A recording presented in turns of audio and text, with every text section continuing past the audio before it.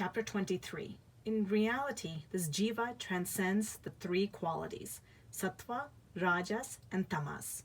But being deluded by Maya, he forgets his nature, which is true, pure, conscious knowledge bliss, and thinks that he is a doer and thus entangles himself in endless miseries, and doesn't know the way to deliverance.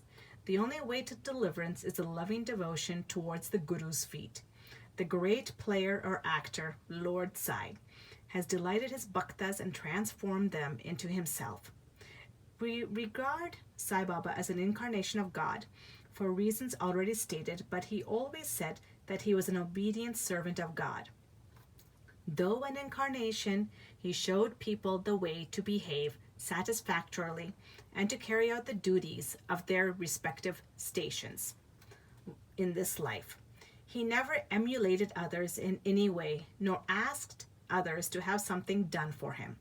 For him, who saw the God in all movable and immovable things of this world, humility was the virtue. None he disregarded or disrespected, for he saw Narayan in all beings.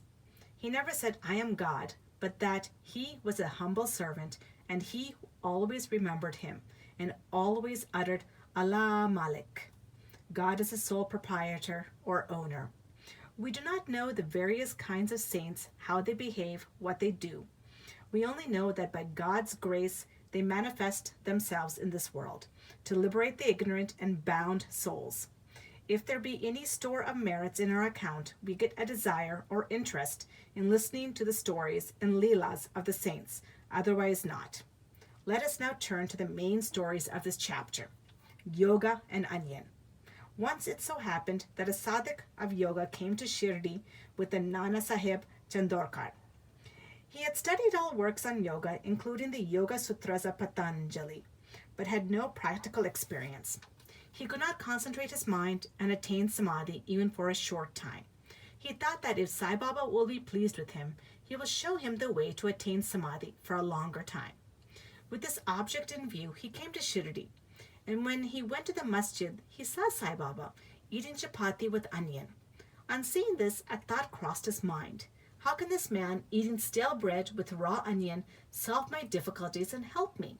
Sai Baba read his mind and said to Nana Sahib, "Oh Nana, he who has the power to digest onion should eat it, and none else." Hearing this remark, the yogi was wonderstruck, and he fell at Baba's feet with complete surrender. With pure and open mind, he related his difficulties and got their solution from Baba. Thus, being satisfied and happy, he left Shirdi with Baba's vibhuti and blessings. Shama cured of snakebite. Before Hemad Pant begins the story, he says about the jiva that it can be very well compared with a parrot, and that they both are bound, the one in the body and the other in a cage. Both think that their present bound state is good for them. It is only when a helper, Guru, comes and by God's grace opens their eyes and liberates them from their bondage, that their eyes are opened to a greater and larger life compared to which their former bound and limited self is nothing. In the last chapter, it was shown how Baba anticipated the calamity that was to befall on Mr. Mirakar and rescued him from it. Now let the readers hear a story more interesting than this. Once Shama was bitten by a poisonous snake. His little finger was bitten and the poison began to spread in the body. The pain was also severe, and Shama thought that he would pass away soon. His friends wanted to take him to the god Vitoba, where such cases were often sent, but Shama ran to the masjid to his Vitoba, Sai Baba. When Baba saw him, he began to scold and abuse. He got enraged and said, "Oh, vile Baturdia, do not climb up. Beware if you do so." And then roared, "Go, get away, come down." Seeing Baba thus red with wrath, Shama was greatly puzzled and disappointed. He thought that the masjid was his home and Sai Baba his sole refuge. But if he was driven away like this, where should he go? He lost all hopes of life and kept silent. After a while, when Baba became normal and calm, Shama went up and sat near him. Then Baba said to him, "Don't be afraid, don't care a jot. The merciful fakir will save you. Go and sit quiet at home. Don't go out, believe in me, and remain fearless and have no anxiety." Then he was sent home immediately. Afterwards, Baba sent Tatya Patil and Kakasaheb Dixit to him with instructions to the effect that he should eat what he liked, should move around in the house, but should in no case lie down and sleep. Needless to say that these instructions were acted upon, and Shama got all right in a short time. The only thing to be remembered in this connection is this: the words of Baba were not addressed to Shama, as it apparently looked, but they were a direct order to the snake and its poison not to rise up and circulate through Shama's body. Like others well versed in Maha Mantra Shastra, he had not to use any incantation, charged rice, or water. His words only were most efficacious in saving the life of Shama. Anyone hearing this story and other similar ones will beget firm faith in the feet of Sai Baba. And the only way to cross the ocean of Maya is to remember the feet of Baba in the heart. Cholera epidemic. Once cholera was raging virulently in Shirdi. The residents were frightened and they stopped all communication with the outside people. The Panch of the village assembled together and decided upon 2 ordinances as a remedy to check and put down the epidemic. They were: 1, no fuel carts should be allowed to come in the village, and 2, no goat should be killed there. If anybody disobeyed these ordinances, they were to be fined by the village authorities and punched. Baba knew that all this was mere superstition, and therefore he cared a damn for the cholera ordinances. While the ordinances were in force, a fuel cart came there and wanted to enter the village. Everybody knew that there was dearth or scarcity of fuel in the village. Still, the people began to drive away the fuel cart. Baba came to know of this. He came to the spot and asked the cartman to take the fuel cart to the masjid. None dared to raise his voice against this action of Baba. He wanted fuel for his duni, and so he purchased it. Like an Agnihotri, keeping his sacred fire alive throughout his life, Baba kept his duni ever burning all day and night. And for this, he always stocked the fuel. Baba's home, the masjid, was free and open to all. It had no lock and key, and some poor people removed some wood from there for their use. Baba did not grumble about this. Baba saw that the whole universe was pervaded by the Almighty, and so he never bore enmity or ill will to anybody. Though perfectly detached, he behaved like an ordinary householder to set an example to the people.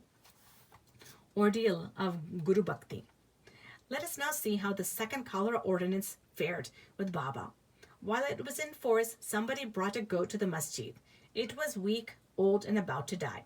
At this time, Fakir Pir Muhammad of Malegaon, alias Bade Baba, was near. Sai Baba asked him to behead it and with one stroke and offer it as an oblation. This Bade Baba was much respected by Sai Baba. He always sat on the right side of Sai Baba. After the chilim was first smoked by him, it was then offered to Baba and others. After the dishes were served at the time of taking meals at noon, Baba called Bade Baba and made him sit on his left side, and then all partook of food. Baba paid him also daily 50 rupees out of the amount collected as dakshina. Baba accompanied him 100 steps whenever he went away from the masjid. Such was his position with Baba. But when Baba asked him to behead the goat, he flatly refused, saying why it should be killed for nothing. Then Baba asked Shama to kill it. He went to Radha Krishna Mai and brought a knife from her and placed it before Baba.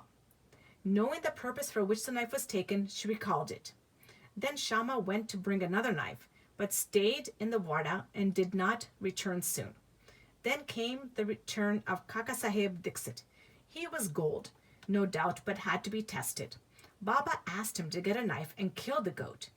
He went to the Satyawadas and returned with a knife. He was ready to kill it at Baba's bidding. He was born in a pure Brahmin family and never in his life knew killing.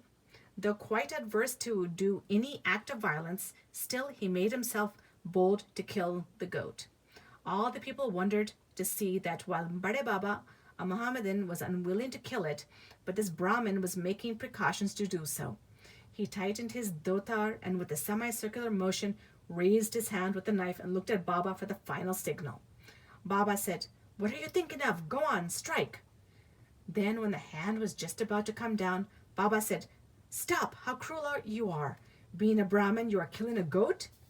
Kaka Sahib obeyed and kept the knife down and said to Baba, "Your word is law unto us. We do not know any other ordinance.